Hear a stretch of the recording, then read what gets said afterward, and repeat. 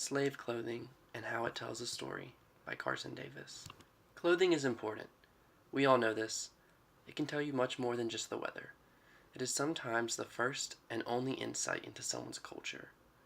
The importance of clothing has stayed true throughout all generations, yet one is more interesting than others, and it is the clothing of the slaves in the American Civil War era and what they wore on a day-to-day basis. It shows us their role within a household, the humanity of their masters, the wealth of the house they worked for, and the hardships they faced. From simple, poorly constructed muumuus to well-fitting dresses and hairpieces, the women in this era wore a little bit of everything. Women were quintessential to the slavery movement and seem to have the most diversity in dress, arguing mainly here the fact that clothing is often overlooked.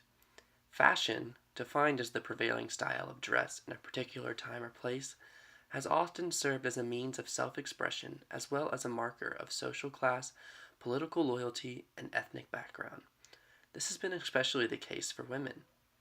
Since the 1980s, specialists in anthropology, sociology, folklore, museum studies, cultural studies, art history, and history have produced impressive work on the subject, with many of them exploring fashion as part of the material culture or how women experienced fashion.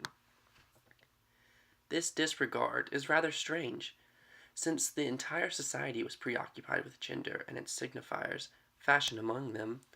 Perhaps the stereotypes of white and black women that pervade popular culture, thanks to the movie Gone with the Wind, make the topic seem banal. Within the plantation household, Elizabeth Fox Genovese devotes a few pages to dress as a symbol of class, and she argues that plantation mistresses used fashion ruthlessly to establish their elite status over women of both races.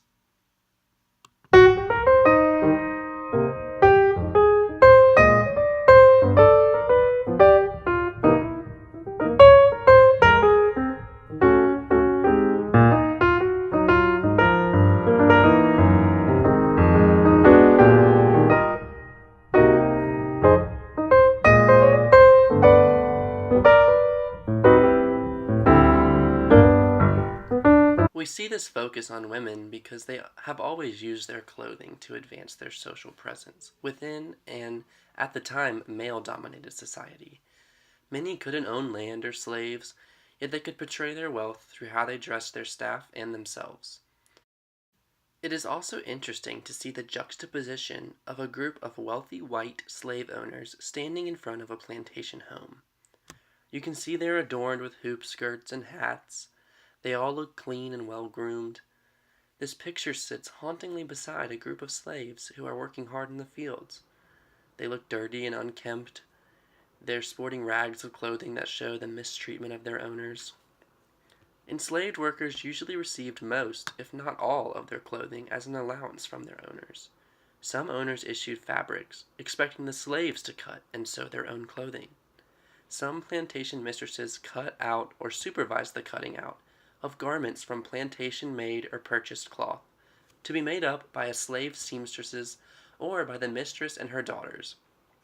And sometimes ready-made garments or pre-cut garment pieces were imported from northern manufacturers.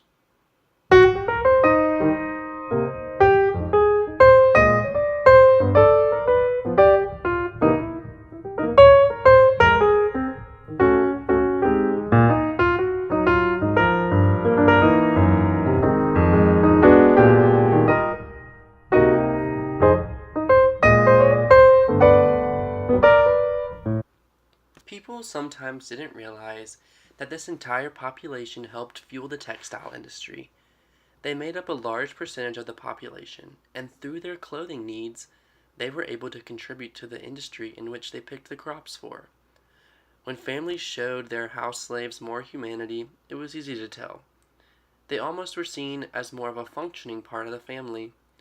Although the wealth rested highly on the backs of the poorly dressed field slaves, many house servants were in charge of helping raise the next generation.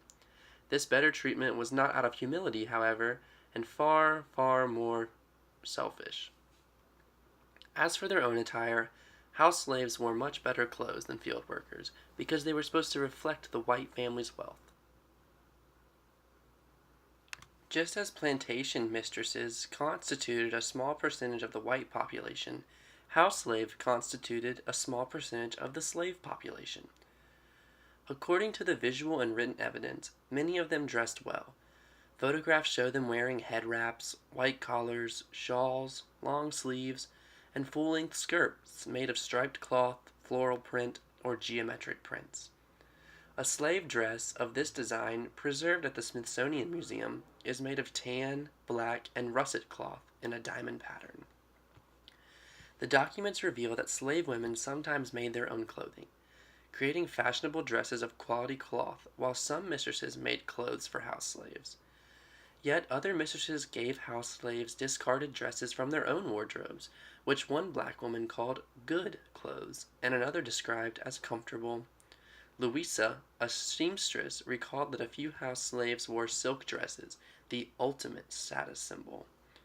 Most Southerners, black or white, could identify a house slave by her clothing. The easy identifier was that you were not judged as a family by your field worker, but a society person was only as rich as their house slaves looked.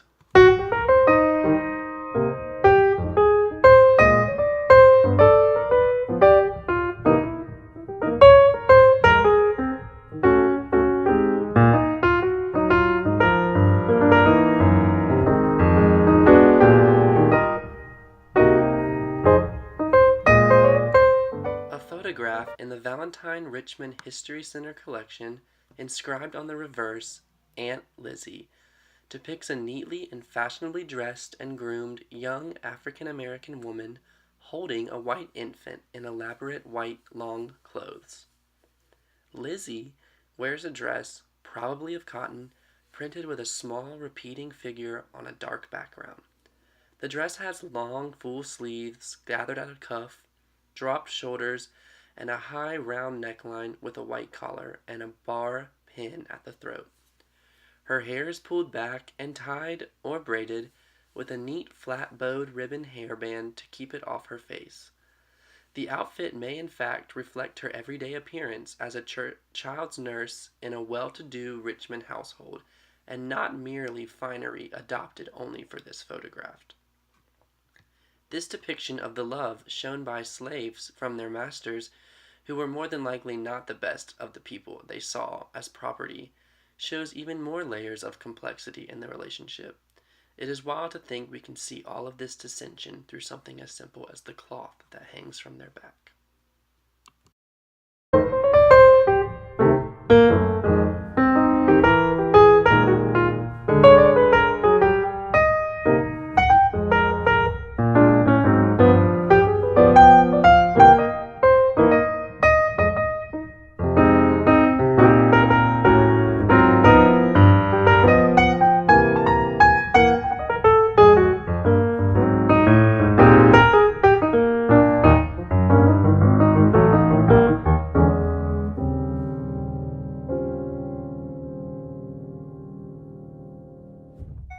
The last major point bringing attention and respect to the hard work that the mistreated slaves put in. By looking at the textiles that were the busy field slaves were given, it is crazy to think that they all didn't drop dead of heat stroke. Cloth sold for distribution to slaves might be all cotton, cotton and wool, or all wool, depending on the season. Goods sold to slave owners designated as slave cloth or plantation cloth were always inexpensive and durable rather than comfortable or fashionable. The common descriptors for these fabrics were coarse and stout.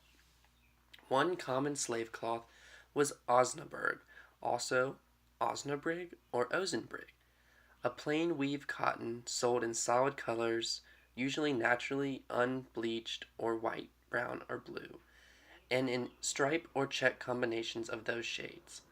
Linsey originally had a linen warp and a woolen weft, but in the 19th century the warps were not often cotton. Kersey was a twill weave fabric made from the short staple wool fibers.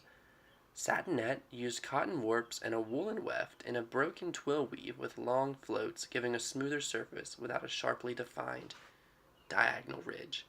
Jean or jean cloth was occasionally supplied to these slaves. These were nothing like the fine silks and pretty clothes that people were allowed to wear that were of a certain class. Luckily, the terrible institution of slavery was abolished, the people were freed, they were able to be themselves, dress themselves. This newfound freedom would take an entire new look because it is an entirely new culture. However, one thing is for sure, fashion can tell us much more than just the weather outside. It is a shame we don't look deeper into it more often. Thanks.